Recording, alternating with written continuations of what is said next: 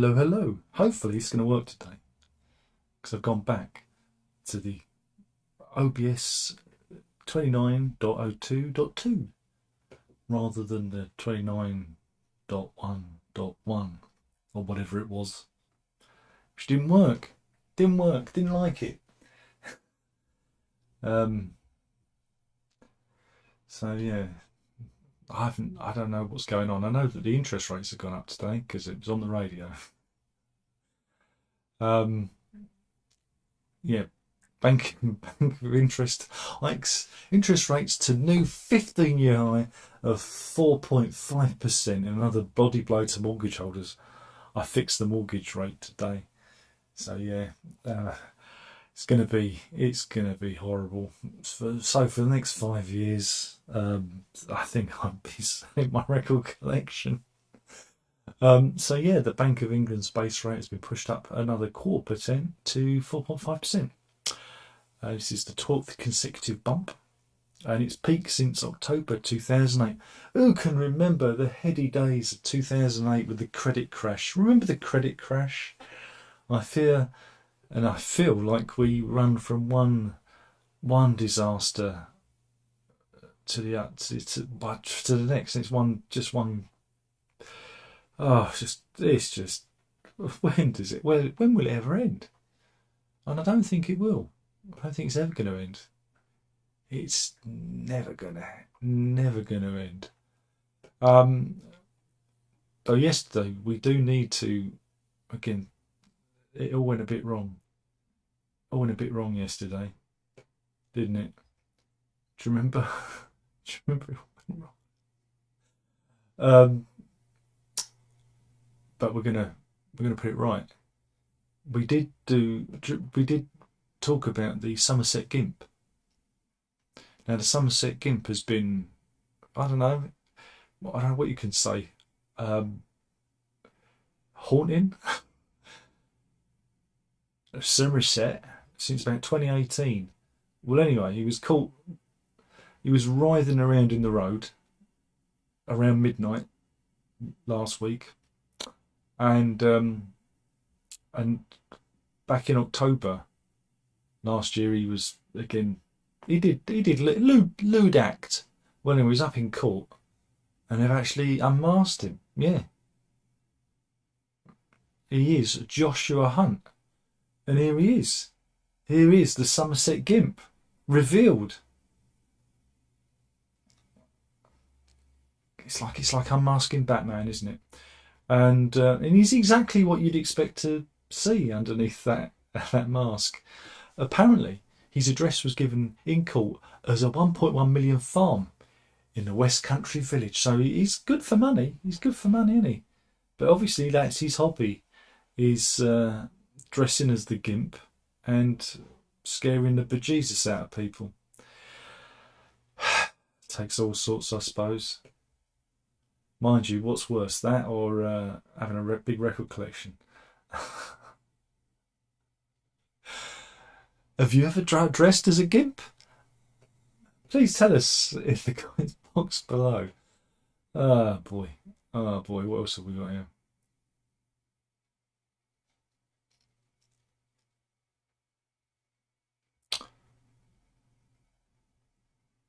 Apparently there's been a furious row. This is a Reddit user took to the subreddit forum Casual UK, right? And apparently in America they don't butter sandwiches, and so when this poster's father asked for his cheese sandwich to be buttered, they apparently buttered the outside of the sandwich. That way, isn't that a diplomatic incident? Isn't it? I wonder if the Americans butter your muffin as well.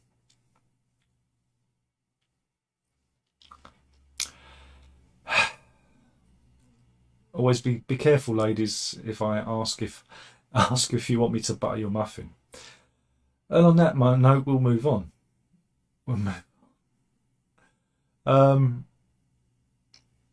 Oh dear. Yeah, this is good. Prime Energy drink. Do you remember Prime Energy drink? It was brought out by those two YouTubers. Again, my energy drink's going to be called YouTuber Juice. It's going to taste of nicotine and old arseholes, so it won't appeal to children. Well, unless they're the ones that vape. But yeah, apparently there was an issue. There was an issue, right? Apparently, a young pupil in Wales, this is at Milton Primary School in Newport in Gwent, right? Apparently suffered a cardiac episode after drinking the prime drink. This happened at the weekend. Yeah. It claimed that a child had to have their stomach pumped. This was issued in a warning letter to parents, apparently. So, yeah. So don't let your kids drink energy drinks. There you go. And this is where it happened, apparently. That's where they sent out the warning letter. Apparently, the drinks contain 140 milligrams of caffeine. That's not good. That's not good at all, is it, really? Remember, don't be stupid. Just don't. But yeah, they've actually got a little chart here showing you the caffeine content of various drinks. So there you go. Your average decaf coffee's got 3 grams. An espresso's got 30 grams. Cola, 32 grams of caffeine. And then when you get down the end with the energy drinks, Prime, which I was talking about, 140 grams, which is equivalent to a filter coffee, and 200 grams for Rockstar. So, there you go. It's not right, is it?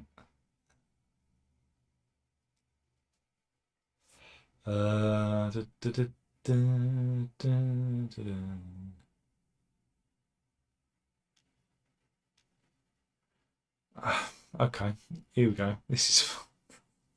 I really should read this stuff before I come on, because they've got an article here about asking what does human meat taste like. Now again, it's supposed to be pork, isn't it? And that's why oh God, some indigenous peoples used to call us long pigs, because they knew what we tasted like. Chicken, pork and beef are all popular meat-based delicacies, they say, but has anyone had human meat? But apparently, Paula Gonu, she's an influencer from Spain. Here she is. Right. She apparently claims to have eaten her own knee. Now, I've been hungry. Very, very hungry, but I've never tried to eat my own knee. She... cooked and ate part of her knee in a spaghetti bolognese, apparently. But it was part of a cartilage, a meniscus from her knee. It wasn't her actual knee, but she ate it. She cooked it and ate it. She has 3.1 million followers across Instagram and YouTube. See, this is where it's wrong. I should be eating my own knee.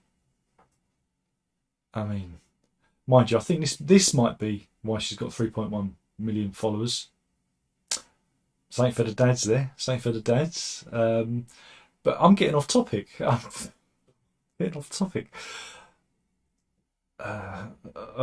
are we? So the Mail Online asks, what does man meat taste like? Mrs., what does man meat taste like? Well, again, back in the 1920s, American adventurer William Beulah Seabrook, he wanted to provide a detailed record of societies that devour human flesh, and travelled to the Guro people in West Africa. In his book Jungle Ways, which was published in 1931, he detailed that raw flesh looked like beef, but was less red and had pale yellow fat. But once cooked, it turned grey and smelled like beef. He said of the taste, it was nearly like good, fully developed veal. Now, I don't know what veal tastes. I don't think I've ever eaten veal. So yeah, this is William Beulah Seabrook, the writer, who did actually eat human flesh. And there's his book, Jungle Ways. I'm sure we'll all be running out to buy that on Amazon. Oh, that's put me right off me bacon sandwich. What else have we got?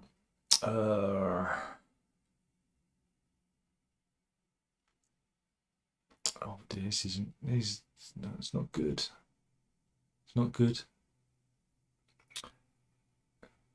Oh wow, we've got an idiot in. Bye. Bye there. God, very sad. Sad that I have to moderate this. They're so obsessed with me that they leave comments while I'm live streaming. Guys, don't do that. Don't be that sad. Jesus. It's sad, isn't it, really? I'm only doing it for the missus. I don't know. I think they're trying to hurt my feelings, but you know by now I haven't got any. Anyway, we've got court news. It's Neighbours at War. The story of Alex McPhail, who's a multi-millionaire motivational speaker. Right? He's lost his appeal. Here he is. He doesn't look particularly motivational. But what happened? Well, he's got this house. C, and it was built a bit too close to his neighbours. Here's the house when it was being built.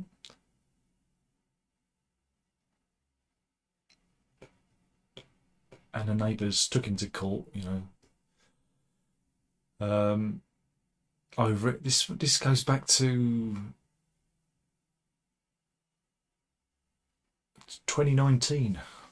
He was sued by his web entrepreneur neighbour, Tom Gutterbach, and his wife, because apparently his house was built with a cellar that was 18 inches underneath their home, and they accused him of doing a land grab. So, I mean, that's interesting, isn't it? I suppose if you dig a cellar, it could go under your neighbour's property. But anyway, he was left £530,000 out of pocket in 2021 after agreeing to settle the case by paying the couple's £237,000 in damages and legal fees, £12,000 to fix the cellar, and his own £283,000 court bill. But then he took the developers to court, Henderson Court Limited, and the insurer, Alliance Insurance, trying to get his court costs back, £530,000 court costs. But yeah, of course, the insurers rejected his claim. Then there was an appeal, and Mr. Justice Marcus Smith upheld the ruling and said that Alliance is not liable because the choice to build the house so close to his neighbours was not an accident. And so, yeah, he kind of decided it. This goes back to 2015, 2018 when the house was built. This was in Wandsworth. It was originally a block of flats, but they knocked it down and turned it into this house. And then, yeah, it was very expensive, but then he did invest £2.5 million to get a plot of land. So it's good for a few bob. But yeah, this is how close the properties are. I mean, come on. You can tell just by, just by that line there. Bing, that'll be the postman. No!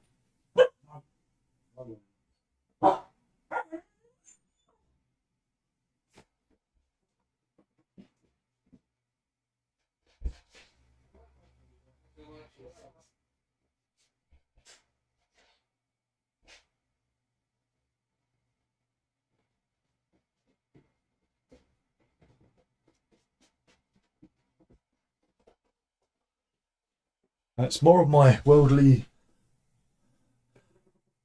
belongings out the door. Oh, he's come back again. God, he must be desperate for attention.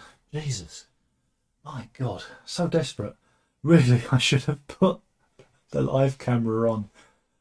So yeah, run up and down the stairs. God blimey, what am I doing? So yeah, that was exciting, wasn't it? Meanwhile, did you see the coronation? Did you see King Chuck with his new hat? Did you see it? Well, the star, the MVP of the hearing, was Penny Mordaunt, who held a £8, that's a 3.6 kilo ceremonial sword for, well, it was over an hour, wasn't it? There you go.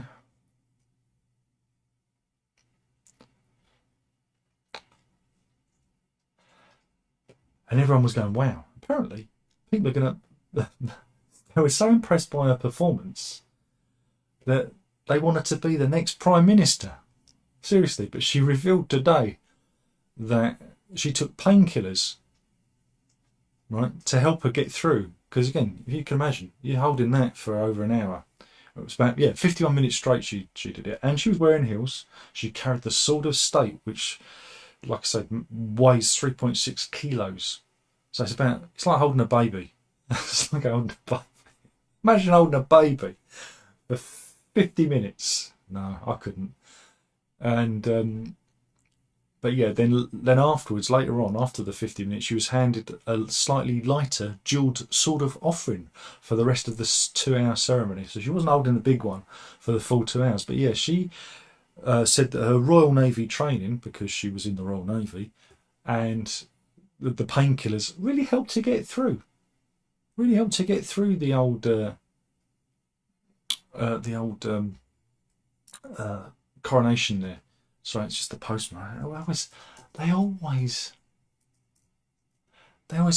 come when I'm doing this, and I wait all day,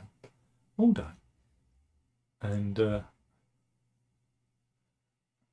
the internet did have some fun at her expense with the sword, because somebody mocks it up to be she's holding a kebab, which is a bit cheeky, isn't it? Bit cheeky. But yeah, so there we go. That's how she did it.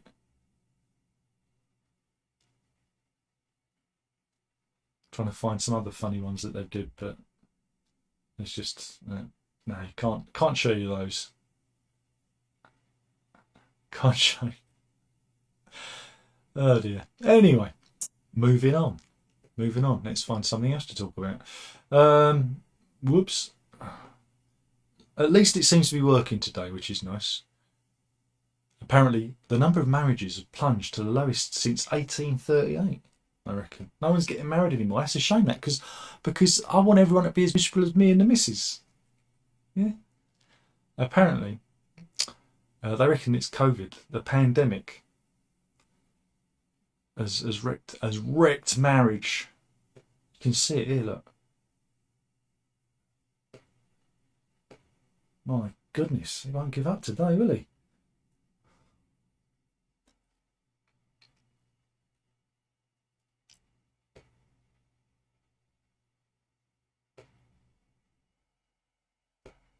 Run, Scoot. I'm making you moderator because I don't think Zeb's in. If you could, you keep an eye on things while I'm doing this. Oh, you've become moderator. Isn't that good? So yeah, if you can, block any arseholes for me. They must have their mums must have got them out of bed early.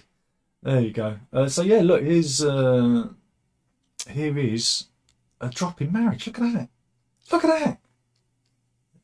It's all dropped off there. Shocking. You are indeed honoured.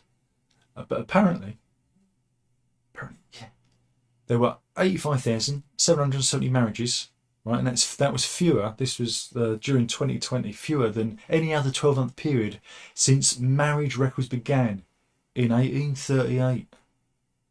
Oh, well, look, let's be honest. We were in lockdown. That's why there was a drop in marriage. So, you know, I mean, it's not surprising, Is it really? Is it a surprise? No.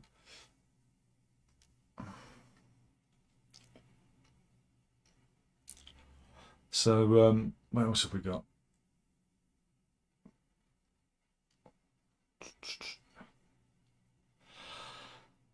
Who will win Eurovision 2023? I really don't care, but scientists have worked out a formula. There's a formula. There's a formula.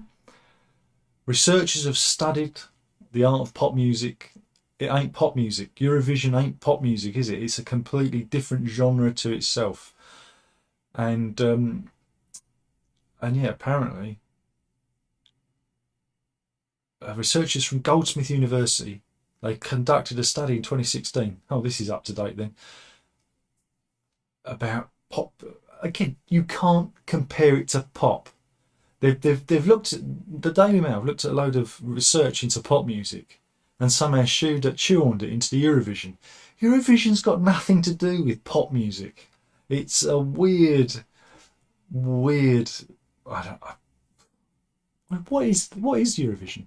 Again, the only reason I vote to leave the EU to get us out of Eurovision. That's a joke. We've been in Eurovision before the EU existed as it went on to be. Anyway, here's the odds. Apparently, we're 66-1. So it's worth a punt, isn't it? Put a quid on, get 66 back. So it's not bad. Meanwhile, how much would you pay for a virtual girlfriend? Is my mic off? No, my mic's on, isn't it? Very roomy. Oh, I think I might have put some reverb on. Shall I turn the reverb off? How's that? Reverb. I thought I'd make it sound a bit nicer. Reverb. Yeah? Turned it off now. So I imagine many of my viewers would probably pay for a virtual girlfriend, because now with AI, you can. Apparently, a Snapchat influencer is hiring out a virtual clone of herself that engages in erotic discourse for $1 a minute. Oh, you like that better, do you? Okay. Everyone's a critic. Here I am trying to improve your experience. I shouldn't have the chat up. It's distracting. But that plum decided to spam me, so I had to have it in there. But yeah, Karen Marjorie, right, has used artificial intelligence to create a copy of herself. Here she is. Something for the dads there. So if you want to go out with a virtual version of her, you can for $1 a minute. She told the Mail, being the first influencer to do this allowed me to price my product at whatever I wanted. At $1 a minute, I found it to be a sweet spot with my audience. It's very expensive to run, but I plan on eventually charging much less down the road, and may even make it free to use for my loyal fans. But yeah, designers spent more than 2,000 hours pulling together Karen AI, which will be available anytime, anywhere, for the personal enjoyment of the users. Again, you can have sexual scenarios and erotic discourse are among the numerous topics that Karen AI can speak on for $1 a minute. I mean, you used to have the chat lines. Do you remember the phone priest chat and all that? And now you can do this. You can have access to virtual Karen. I mean, I really don't know what to think. I mean, really? I don't think that's right, is it? But it reminds me of a story I saw a while ago, if I can find it. So I put it in the funny folder. Here we go. So you got that, all right? So you got the AI erotic discourse girlfriend, but a married father of two, right? From Belgium. Well, that's not good, is it? He started chatting with an AI bot called Eliza, right? The chatbot software was created by a US Silicon Valley startup powered by GPTJ technology, which is an open source alternative to ChatGPT. God, there's a lot of letters here. And well, he started talking to this AI chatbot. He was in his 30s and he was talking about these worries with the world. And he really got kind of carried away with it. And his wife said these conversations with the chatbot became more intense. And and then he killed himself. Apparently, it drove him to suicide. Yeah. He started to share his suicidal thoughts with the bot, and the bot didn't dissuade him. And his widow reckons that if he hadn't have engaged with this discourse with this AI bot thing, he'd still be here. Yeah. Since his death, the family's spoken to the Belgian Secretary of State for Digitalisation, Michel, and the minister said, "I'm particularly struck by this family's tragedy. What has happened is a serious precedent, needs to be taken very seriously." There you go. So, and I can imagine people get addicted to the AI chatbot offering the old erotic chat, and they'll either wank themselves to death or put themselves into terrible debt, won't they? So there you go. It reminds me of the, was it Robosexuals on Futurama? So what else have we got here? Oh, Irving Welsh. Oh no, what's Irving Welsh has been peaked. The author who wrote books such as Trainspotting and was it Caribou Stalk Nightmares? I used to enjoy going on holiday because I'd read Irving Welsh novels. They were great. Well, anyway, the 64-year-old Scot has come out in support of J.K. Rowling, rawhide. Speaking to the Times, he said that she's been demonised and cast out as some kind of witch. Yeah. But yeah. He said that he admired her integrity and believes that her feminist stance has been misrepresented by some as wanting to destroy trans people. Of course it is, but they do that because that's how you win an argument you can't win, is you deplatform people. So there you go. That's Irving Welsh there. So yeah, it's interesting. More people coming out. He said, she's been demonised as some sort of witch who wants to destroy trans people, but she just wants to women's spaces to be protected. There must be some way we can advance trans rights without attacking women's rights. Well, it's simple. You just keep cock and balls out of women's spaces. It's really easy. It's really easy. It's not difficult. But when you say something is difficult when it isn't, that's because it is easy. It's just present the opposite. What else have we got here?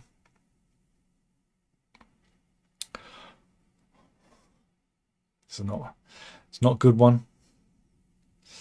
These are. Meanwhile, then we've got to follow that up. You can see where this ideology has led us. End up in Scotland. Scotland's social care watchdog has said that children as young as 12 should be allowed to consent to trans-affirming medical care, including puberty blockers. Now, the whole point of when you give consent to children, you open the door to other areas of consent. The whole point is that you don't let children consent to this because they're children, and your brain doesn't fully settle down into development until you're 25, right? This is the Care Inspectorate has put this forward. It's absolutely bonkers. And remember, puberty blockers aren't reversible. You can't fix this once it's done. This is irreversible surgery they're talking about. It's the same reason we don't let kids get tattoos, and here we are. It's a strange time to be in. Again, when you're an adult, you can live as you please, but as that guy once wrote, leave those kids alone, because they're kids. Anyway, what else have we got here? We've got Just Stop Oil. Everyone loves Just Stop Oil. Do you remember the police are supposed to be dealing with them? Well, this fella, he wasn't happy with them. He wasn't happy. Oh. He says, do you know how much pollution you're causing? Of course they are. Because they're holding up the traffic. Yay! It's counterintuitive. Well done. But I thought I was supposed to be dealing with them.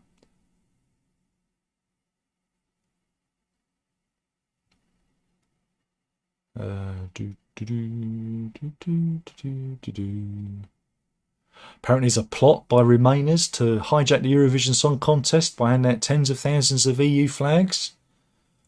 But they do that anyway. Didn't they do that last time? And all the other times the EU flags come out at the Eurovision.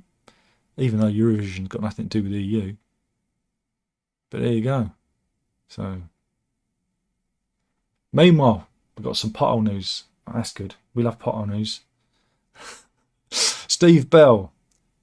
He's been charging locals £80 for a tour of the potholes of Bromley. Now that's industrious. There he is. Yeah, in South London, you can see some of their finest holes in the ground. Here he is standing in one. Yeah, he started up the Bromley Potholes Guided Tour.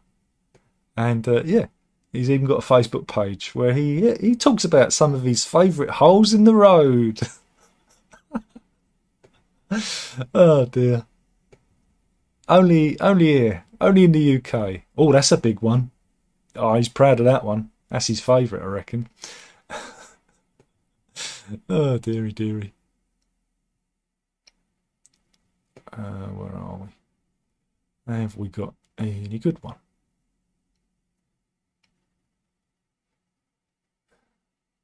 There used to be loads of animal stories. Where have they all gone? I'm going to have to go in the funny folder.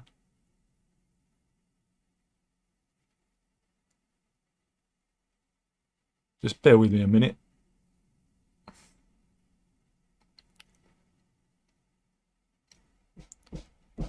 Boom, boom. Let's just go in the funny folder. Oh, mind you, no, I have found an animal story. That's good. That's good. We could just do that, couldn't we? We could just do the animal folder. Do the animals. Oh, mind you. Here we go. Do you want to know what the secret to longevity is?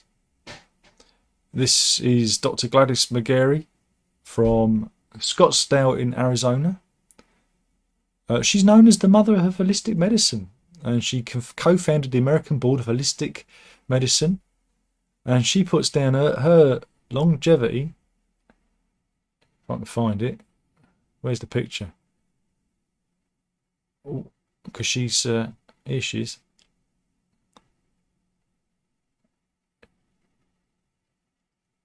She puts down her longevity to cycling. Yeah.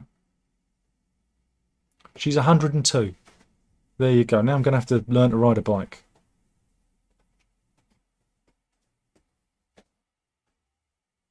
Meanwhile,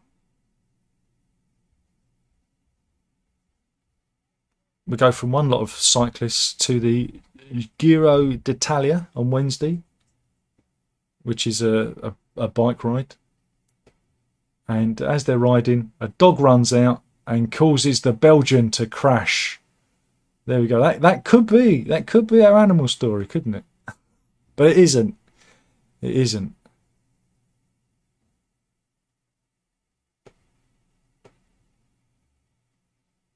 Because what we're going to do, he says, waiting for it to open, is we're going to join Sydney Root. She's a 12-year-old schoolgirl, and she was searching the beach for fossils and water on the naze, where she found a massive shark tooth. There we go. It is a 20 million year old Megalodon tooth. One of those prehistoric sharks that was it old Jason Statham fights, isn't it? Look at the size of that. It's a whopper. And you don't normally find them in the UK. So it's one of the oldest ones they've found. And here is an artist impression of a Megalodon. or a Meg. I don't call it. That's the film, the Meg. Not named after my old dog, but there you go. So that's exciting, isn't it? But I can do you. I can do you. I can do you a good one. We've got another animal story. We're going to Monterey Bay in California, where photographer Jody Frediani, who's 74, managed to capture this amazing picture of Murph the Whale breaking and jumping up. Wow, look at that.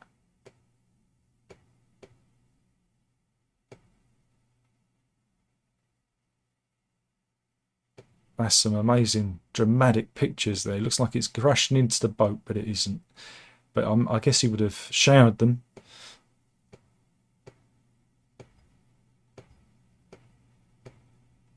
And here's another one of it breaking from the waves. Wow. And that is that. I think I've done enough damage today. Oh dear. Where were we? Let's see if there's anyone in the chat. Yes, there is. Run's in. Thank you. He's been made a moderator. John's in. Just have to move your wheelie bins. Yeah, you would, wouldn't you? An afternoon, indeed. Run says, coming through loud and clear. Thank you. Oh, yeah, I did the thing. And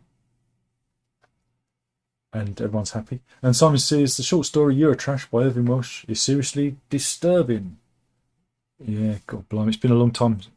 When would I have read that? 25 years ago, I'd imagine. And Simon shouts, Meg. Indeed. Megalodon, the Meg. They made a sequel, Meg 2. So anyway, thank you for watching. And we'll do this all again soon. At least it worked today, thanks to OBS not crapping out. Don't upgrade your software, even if it tells you to. So, you know, that's like. But anyway. Mrs. would have enjoyed it. I'm off to cook a bacon sarnie, and we'll do this all again soon. Killing the channel one video at a time. That was the news. You know, you got to drink it up. Ta-da.